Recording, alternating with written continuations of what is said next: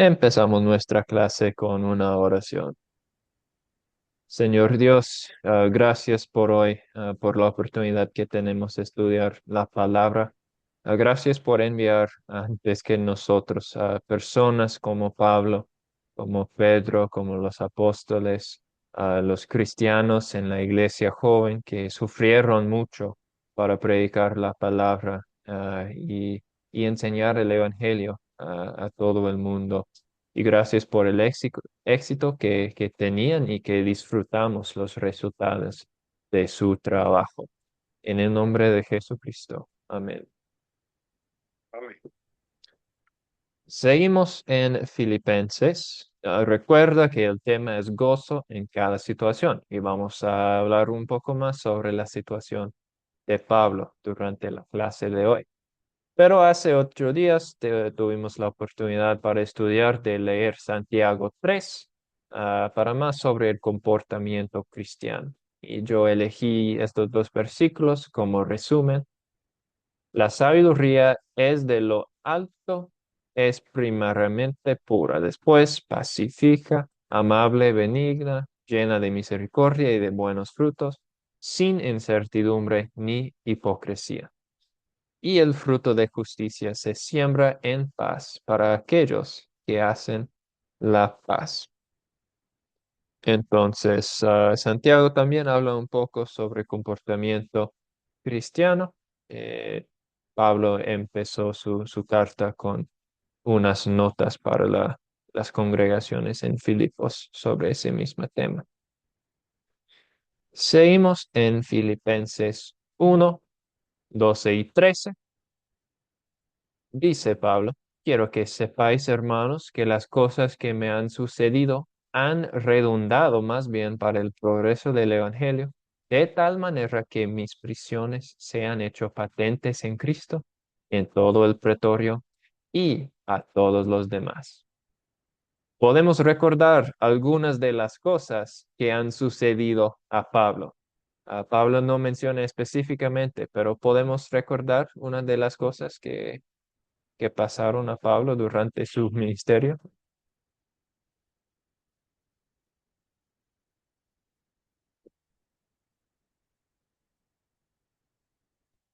La isla de Malta ya cuando lo picó la Sí. serpiente.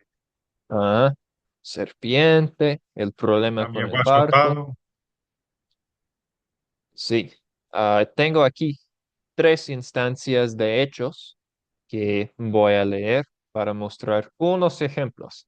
Estos no son todos, hay mucho más, pero 3 ejemplos de las cosas malas que han sucedido a Pablo por el Evangelio. Empezando en Hechos 14, 19 a 20. Mientras leo, alguien puede buscar 16, de 29, de 19 a 24. Dice Hechos 14. Entonces vinieron unos judíos de Antioquía y de Iconio que persuadieron a la multitud y habiendo apedreado a Pablo, le arrastraron fuera de la ciudad, pensado que estaba muerto. Pero rodeándole los discípulos, se levantó y entró en la ciudad, y al día siguiente salió con Bernabé para Derbe. Entonces eso pasó en Listra, en una ciudad durante su primer viaje misionero. Apedrearon a Pablo hasta que pensaron que era muerte, pero gracias a Dios sobrevivió y tuvo que huir para su vida. ¿Alguien tiene Hechos 16, 19 a 24? Sí, yo lo tengo. Gracias. Dice, pero viendo sus amos que había salido la esperanza en su ganancia, prendieron a Pablo y a Silas y los trajeron al foro ante las autoridades. Y presentándolos a los magistrados, dijeron, estos hombres siendo judíos alborotan nuestra ciudad y enseñan costumbres que no nos es lícito recibir ni hacer, pues somos romanos. Y se agolpó el pueblo contra ellos y los magistrados, rasgándole las ropas, ordenaron azotarles con vara. Después de haberles azotado mucho, los echaron en la cárcel, mandando al carcelero que los guardara con seguridad, el cual recibió este mandato y los metió en el calabozo de más adentro y les aseguró los pies en el cepo. Gracias. Entonces, esta vez ah, les azotaron y les pusieron en la cárcel. Y eso es interesante porque pasó en Filipos, en el área de Filipos, durante su viaje misionero. Ah, y si recordamos Filipenses, es una carta para los creyentes en esa área.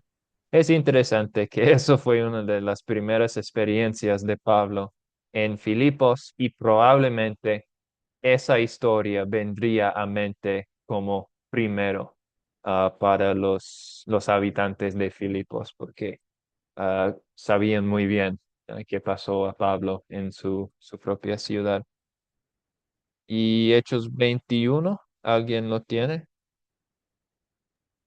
27 al 32 dice la Sí. palabra de Dios. Pero cuando estaban para cumplirse los 7 días, unos judíos de Asia, al verle en el templo, alborotaron a toda la multitud y le echaron, dando voces, varones israelitas, ayudad. Este es el hombre que por todas partes enseña a todos contra el pueblo, la ley, y este es el lugar. Y además de esto, ha metido a griegos porque antes habían visto con él en la ciudad de Trófimo de Éfeso, a quien pensaban que lo había metido en el templo. Así que toda la ciudad se conmovió y se agolpó el pueblo y apedreándose y apoderándose de Pablo, le arrastraron fuera del templo e inmediatamente cerraron las puertas y procurando ellos matarle, se le avisó al tribuno de la compañía que toda la ciudad de Jerusalén estaba alborotada. Ay, el Gracias. 32, más del 32. Sí, a Este 32. tomando luego soldados y centuriones corrió a ellos y cuando ellos vieron al tribuno y a los soldados, dejaron de golpear a Pablo.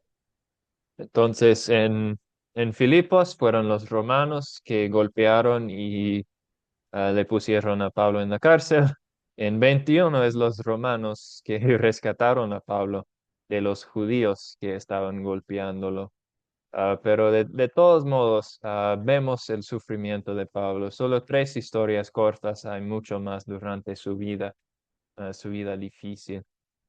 Es importante notar que después de su conversión, la vida de Pablo se convirtió, según los ojos del mundo, en ser mucho, mucho, mucho peor. Antes era un hombre respetado por su cultura, tenía acceso en las sinagogas, tenía poder, influencia, estatus. Después recibió golpes, recibió odio, estaba en la cárcel muchas veces, pero su conversión y su creencia en Jesucristo le dio la fortaleza a seguir, porque sabía que hay cosas mucho mejores que solo influencia o poder en el mundo. Y otra pregunta, ¿qué es la actitud de Pablo sobre el sufrimiento aquí? ¿Y tenemos nosotros esa misma actitud?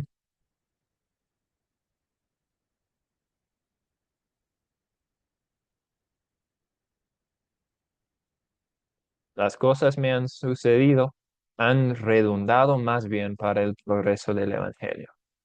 Es decir, que Pablo no tiene una perspectiva egoísta sobre su sufrimiento.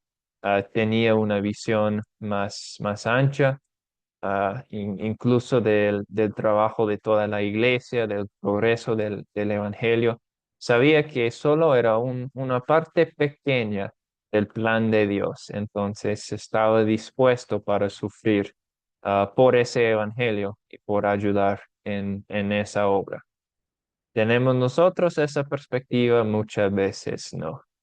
Muchas veces tenemos una perspectiva egoísta en el sufrimiento. Nos quejamos con Dios, ¿por qué Dios me está pasando esta cosa? Y no miramos con la perspectiva de cómo puede ayudar a la iglesia. Eso es lo que está pasando. ¿Cómo puedo yo ser un testigo muy fuerte del amor de Dios en esta situación difícil? Ah, Aún incluso cuando pensamos en la promesa en Romanos 8, que Dios dirige a todas las cosas por el bien de los que le aman, normalmente queremos aplicar eso en nuestras propias vidas, que Dios va a dirigir mi vida para mi bien, pero no dice para nuestro bien, dice para el bien de los que aman a Dios. Y eso es todos nuestros hermanos en la fe, eso es los pastores de nuestra iglesia, las congregaciones, quizás personas en otros lugares que son cristianos. Dios no solo está usando nuestra vida para el bien de nosotros mismos, Dios está usando nuestras vidas para el bien de todos los que le aman, es que toda la iglesia cristiana. Entonces, queremos evitar una perspectiva egoísta en estas situaciones. Y sigue Pablo en el versículo 14. La mayoría de los hermanos, cobrando ánimo en el Señor con mis prisiones, se atreven mucho más a hablar la palabra sin temor. Y esta respuesta no parece natural y es una obra del Espíritu Santo. Los cristianos seguían las instrucciones de Jesús, no temer los que solo podían destruir el cuerpo. Ánimo en aflicción es una marca clave de la iglesia primitiva. Es contra la naturaleza escuchar esta oración de Pablo, ¿verdad? Ánimo con mis prisiones. La gente estaba más feliz, más dispuesta a predicar la palabra y sufrir porque Pablo estaba sufriendo. Por naturaleza tendríamos miedo. No quisiéramos seguir hablando las mismas cosas que causaron a Pablo tantas cosas difíciles. Pero Pablo, siendo un buen ejemplo de sufrir por la palabra, estaba dando ánimo a los otros cristianos, no solo en Filipos, pero todos los que sabían sobre su encarcelación. Entonces, de nuevo, Pablo no está, miserable de mí, pobre Pablo, estoy en la cárcel, estoy sufriendo, ¿qué hice para merecer esto? No es justo. No, estaba diciendo, yo sé que esa situación, según el mundo, quizás no es el mejor, pero Dios está usándola para el bien de la iglesia y hasta el punto de que mis hermanos en la fe no tienen miedo de seguir predicando la palabra. ¿Qué es el peor que pueden hacer? Golpearnos, ponernos en la cárcel, matarnos, pero no tenemos miedo de estas cosas porque no pueden dañar el espíritu, no pueden quitar nuestra salvación y no pueden destruir la palabra de Dios. Entonces Pablo aquí, con una confianza que solo es posible por la obra del Espíritu Santo y las promesas de Dios, está diciendo una enseñanza de fuerza, de confianza y no de temor. ¿Preguntas hasta ahora? ¿Comentarios sobre los versículos? Bueno, nada, yo pienso que todo esto que está escrito y pues que yo lo veo pues como una valentía, es como dijiste tú, están revestidos del Espíritu Santo, de Dios, porque pues uno en su naturaleza, uno le da miedo de, de muchas cosas y es uno cobarde. Y mire, pues ellos muy valientes y dieron su vida por el Señor, porque pues a todos los apóstoles murieron pues crucificados, los ahorcaron. Entonces uno se pone a analizar cuando uno está estudiando esto. Y sí, pues el Señor lo revistió de su Espíritu Santo. Entonces yo pienso hay veces muchas cosas y yo digo, bueno, nosotros, pues ahora la iglesia, hombre, hay países donde la iglesia todavía es perseguida y no sabemos qué, qué vendrá más adelante, pero yo sí le pido mucho a Dios que me dé mucha fortaleza y que me sostenga, porque es solamente Él el que le puede dar a uno esa fuerza, solamente en Él. Sí, gracias. Buen punto. Ahora es muy interesante esta sección de la carta y vamos a hablar un poco sobre eso, pero voy a leerlo del 15 a 18 en Filipenses 1. Algunos, a la verdad, predican a Cristo por envidia y contienda, pero otros de buena voluntad. Los unos anuncian a Cristo por contención, no sinceramente pensando añadir aflicción a mis prisiones, pero los otros por amor, sabiendo que estoy puesto para la defensa del Evangelio. ¿Qué pues? Que no obstante de todas maneras, o por pretexto o por verdad, Cristo es anunciado. Y en esto me gozo, y me gozaré aún. Entonces, parece que habían unas personas predicando Cristo en esa área para causar más problemas para los cristianos. Quizás siendo malas personas mientras como invocando el nombre de Cristo, quizás entrando en sinagogas siendo mala gente.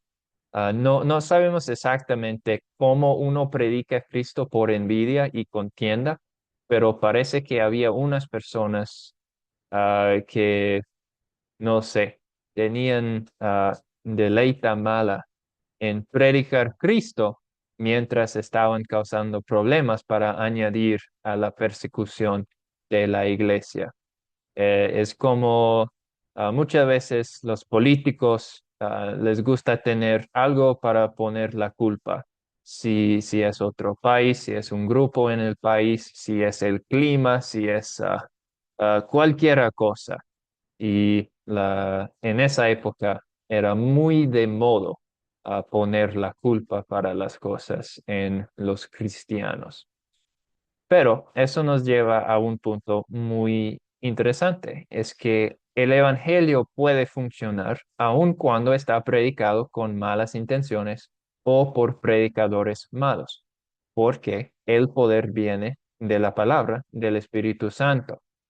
Dice aquí, a Pablo no le importó predicaban por envidia o contienda, es que Cristo es anunciado.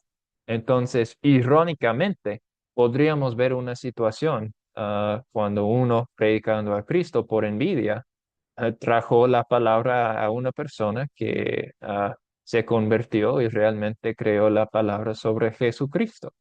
En esto me gozo, dice Pablo, que lo que es importante es que la palabra es predicada. Y esta enseñanza ayudó como 200 años después de, de que vivía Pablo y Jesús en la historia de la iglesia cristiana. La pregunta era, ¿bautismos hechos por pastores que después salen de la fe son válidos? Porque había mucha persecución en esa época y unas veces un pastor negó a Jesucristo cuando estaba en la cárcel o estaba a punto de morir. Y la pregunta era, si ese pastor me bautizó, ¿todavía es un bautismo válido? Y la respuesta últimamente fue sí, porque no es el poder del predicador, es el poder de Jesús, del Espíritu Santo, que obra en el bautismo. Eso fue, había un sector de cristianos, creo que se llamaban los donatistas, que decían que no en esta situación, pero eso fue declarado ah, herejía porque estaban poniendo demasiado en los obreros y no en el Maestro que es Jesucristo. ¿Preguntas, comentarios aquí sobre esta sección interesante? Sí, eso es bueno, esos versículos para animar a las personas que ni siquiera, como decimos nosotros, van a misa ni nada de esas cosas. Podemos animarlos de que vayan, porque pues queremos que escuchen la doctrina bíblica adecuada, ¿cierto? Pero al menos allá en una misa o en cualquier otro culto cristiano van a poder escuchar la palabra. Cuando el sacerdote está leyendo la palabra o el pastor está leyendo la palabra y el Espíritu Santo está trabajando. Entonces yo uso este versículo para eso. Yo iba a hablar, pero este man me leyó lo que yo tenía en la página. Jonás, ¿qué hacemos ahí? ¿Lo multamos o qué? Ese es lo importante de, como dice Henry, animar a las personas, porque es que a veces queremos volvernos nosotros los únicos. O que es que usted va a tal iglesia y entonces, no, como los testigos de Jehová, los únicos que tienen salvación es aquí, los católicos, si usted no es en la iglesia, no hay salvo. Y el poder del evangelio no es por una denominación ni por quien lo predique, lo mismo que la, el de los sacramentos, el distribuir los sacramentos. Pues la palabra de Dios es clara que la fe es por el oír la palabra de Dios y es lo que yo a veces he hablado con personas porque dicen, no, es que ese man era católico, murió está en el infierno. Y le dije, no, cuidado con eso, porque es que en el cielo y en el infierno hay incrédulos. Y una vez me pasó a mí con una persona hace muchos años, estando yo en Quito, la persona me llamó y me dijo, venga, Pastor Elkin, yo a usted lo tengo por serio, quiero hacerle una preguntita, hermano. Y le dije, ¿qué será? Que llamaba Álvaro el Señor, o se llama, todavía no, yo creo que no ha muerto. Me dijo, hermano, mi mamá se murió siendo católica. Y un pastor evangélico me dijo que mi mamá estaba en el infierno. Y le dije, ¿por qué él dijo que estaba en el infierno? Que porque era católica. Y le dije, hermano, eso es un error grave, porque es que allá se predica el evangelio, nosotros no sabemos dónde hay salvos. Y no nos extrañemos si hoy o mañana llegamos al cielo y encontramos un papa allá. Se arrepiente. Ellos tienen, conocen la verdad. Lo que pasa es que muchas veces lo predican por contienda o por ganancias deshonestas. Pero entonces le dije yo, hermano, yo no me atrevería a decir eso. Mejor dicho, es que no hay un sustento bíblico para decirle. Lo que sí le puedo decir es que donde está su mamá, sabe por qué está y ya entendió que es justo donde está. Pero que esté en el cielo o esté en el infierno por ser católica, eso sí le puedo decir que no, porque en el cielo no hay católico ni en el infierno hay católico. Entonces, el hecho muchas veces de nosotros creernos que, como yo no ciertas personas, es que ustedes predican que yo no sé qué, que le aumentan a la doctrina, eso no anula el poder del Evangelio. Donde se predique el Evangelio, hablan salvos. Cuando allá en Hechos también, no, bueno, no recuerdo, le dijeron los discípulos a Jesús, mire, allí hay alguien predicando, pero ese no es de los nuestros, que ellos no dejen, que el que no es conmigo contra mí es. Y entonces tenemos que tener claro que el poder del Evangelio no depende de quién lo predique, ni los sacramentos, sino de Dios. Sí, muy bueno entender eso, que no queremos caer en el pensamiento que Yo, la estos salvación días viene de los luteranos, no, la salvación viene de Jesucristo. voy a hacer otro aporte, nada más ayer estaba hablando con mi esposa de los abuelos, el papá, la mamá de ella. Y le dije, hasta que no vamos al cielo no sabemos si están allá o no. ¿Por qué? Porque ellos oyeron el Evangelio. Entonces, no podemos decir, no, es que se murieron en la Iglesia Católica, que como eran de sectarios con la Virgen, para Dios no hay nada imposible. Entonces, si escucharon el Evangelio, no podemos decir que no están en los cielos. Solamente Dios sabe dónde están en estos momentos, pero nosotros no podemos decirlo hasta que no vayamos allá, porque tal vez no vamos a encontrar muchas personas y vamos a decir, ¿cómo así? ¿Y usted aquí? Y sí, la gracia de Dios me alcanzó. Gracias de Dios, eso es lo importante. Seguimos pues, 19:20. Porque sé que por vuestra oración y la suministración del Espíritu de Jesucristo, esto resultará en mi liberación. conforme a mi anhelo y esperanza de que en nada seré avergonzado, antes bien, con toda confianza, como siempre, ahora también será magnificado Cristo en mi cuerpo, o por vida o por muerte. Con palabras así podemos entender cómo Pablo animaba a sus hermanos a sufrir también. No solo decía palabras, vivía según sus propias palabras, y recordamos que escribió esta carta de la cárcel.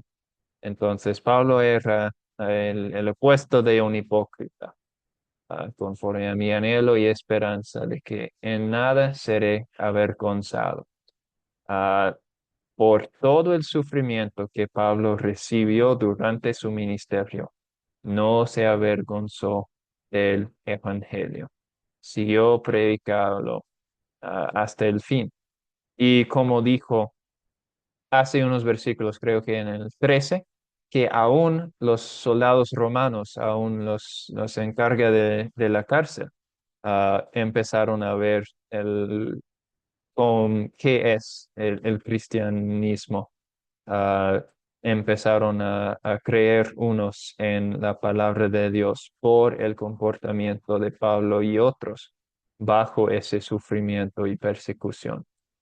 Entonces, Pablo, un ejemplo muy bueno de sufrir por Cristo, que estaba dando ánimo a los otros cristianos de su época a sufrir también juntos. Hoy en día, gracias a Dios, no estamos en peligro mortal por confesar nuestra fe en los países donde vivimos. Todavía existen lugares en el mundo, pero mm, la mayoría del mundo ya no es así.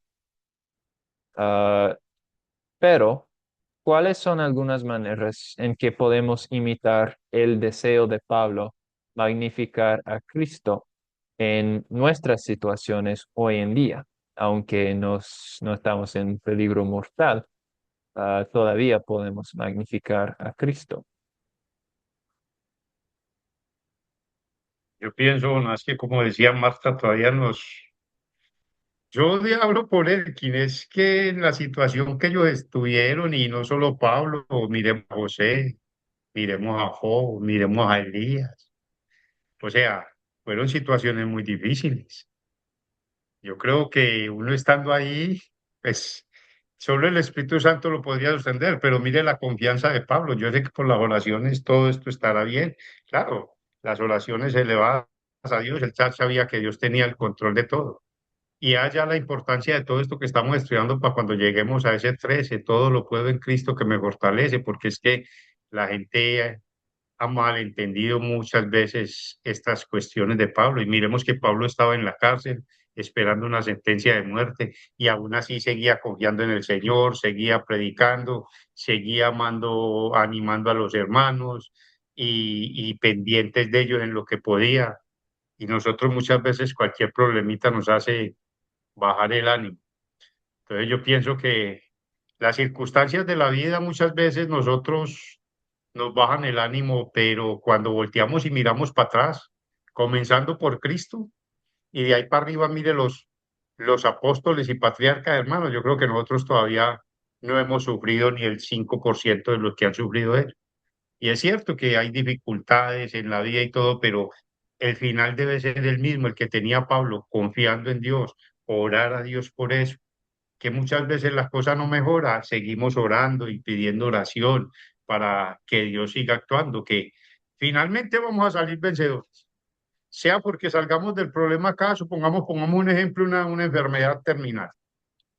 Dios tiene el poder de revertirla y nosotros oramos confiando en que cualquiera de las dos soluciones que sea, vamos a salir vencedores. Si Dios nos cura de esa enfermedad terminal, un cáncer o cualquier cosa, pues vamos a salir libres de esa enfermedad. Pero finalmente si morimos, también vamos a salir vencedores porque vamos a ir con Él. Era esa confianza que tenía Pablo. Yo sé que esto va a salir bien por cualquiera de las dos puntas que cojamos, podemos decir. Entonces yo creo que es bueno para nosotros también.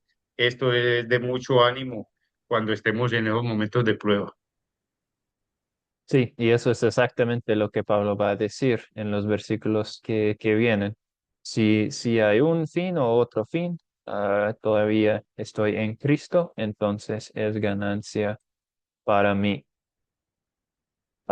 Y sí, es como dijimos ya, es una marca de la iglesia primitiva. Cuando creció la persecución, creció el ánimo.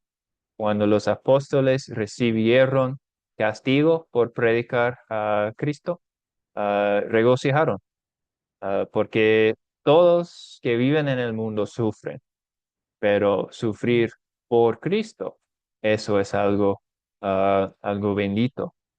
Y regocijaron a ser como, ah, ¿qué es la palabra que busco? Pero regocijaron cuando recibieron esa persecución por predicar la palabra. Y quizás hoy en día no podemos entender esa situación, pero todavía buscamos maneras de mostrar nuestra fe cuando vengan las dificultades de la vida. Y esta sección que viene, muy parecido a lo que dijo Pastor Elkin. Entonces, si quiere leerlo de 21 a 24, las palabras de Pablo. Porque para mí el vivir es Cristo y el morir es ganancia. Mas si el vivir en la carne resulta para mí en beneficio de la obra, no sé entonces qué escoger, porque de ambas cosas estoy puesto en estrecho, teniendo deseo de partir y estar con Cristo, lo cual es mucho mejor, pero quedar en la carne es más necesario por causa de vosotros. Gracias. Qué dilema de Pablo, pero un dilema excepcionalmente cristiano. ¿Quién más puede decir que morir es ganancia? Solo los que creen que Jesucristo ha vencido la muerte y es la puerta para nosotros entrar en la vida eterna. De nuevo, más palabras del capítulo 1 de Filipenses que no tienen nada de sentido según el mundo, según la carne, naturaleza, pero con la perspectiva, con la ayuda del Espíritu Santo, es una verdad increíble para nosotros. Para mí vivir es Cristo, morir es ganancia. Y mientras vivimos, buscamos la obra de Jesucristo, añadimos buenas obras, los frutos de la fe, cuando tengamos oportunidades y cuando venga el fin de nuestra vida, no tenemos miedo, porque morir es ganancia para nosotros. Lo que en los ojos del mundo parece la pérdida más grande que sea posible, que es morir, para nosotros es ganancia en nuestra perspectiva nueva, gracias a la obra de Jesucristo. Entonces, Pablo tiene un dilema, pero no un dilema en que gana las dos situaciones. No es como pase lo que pase, pierda. No, el opuesto. Pase lo que pase, Pablo gana y nosotros también. Eso es como el que tira la moneda para arriba y dice, con cara gano yo y con sello pierde usted. O sea, por cualquier lado viene para acá. Así estaba Pablo, cualquiera de las dos cosas. Y yo pienso que esa debe ser nuestra convicción. Yo también una vez hablando con una persona me decía, entonces, ¿a usted le gustaría morir? Y le dije, no, yo no estoy, porque le decía, yo no, nosotros como creyentes no le debemos de tener miedo a la muerte, porque finalmente es la victoria definitiva de Cristo, la cual nosotros vamos a poseer ahí. Y me decían, ¿a usted le gustaría morir? Y le dije, no, yo no estoy diciendo que me gustaría morirme, pero es una cosa muy distinta. A mí me gustaría morirme y otra cosa decir, no le tengo miedo a la muerte. Y es lo que Pablo está expresando. Cualquiera de las dos cosas que sucedan en mi vida están en el control de Dios. Pues sí, por el bien de ustedes y por el Evangelio estoy acá, pero si voy, él también dijo que quería estar ausente en cuerpo, pero presente en espíritu. Entonces, es ese, pienso que es esa parte donde uno comienza verdaderamente a entender y a confiar en la obra de Cristo, porque finalmente sea que estemos aquí o sea que estemos allá, pues lógico que va a ser mucho mejor el cielo. Pero si Dios nos tiene acá es porque todavía tiene un propósito. Exacto. Y cuando pensamos en estas situaciones, tenemos esa confianza que vienen de la obra de Jesucristo.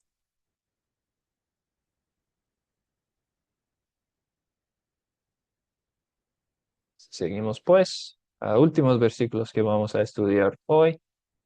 25, 26.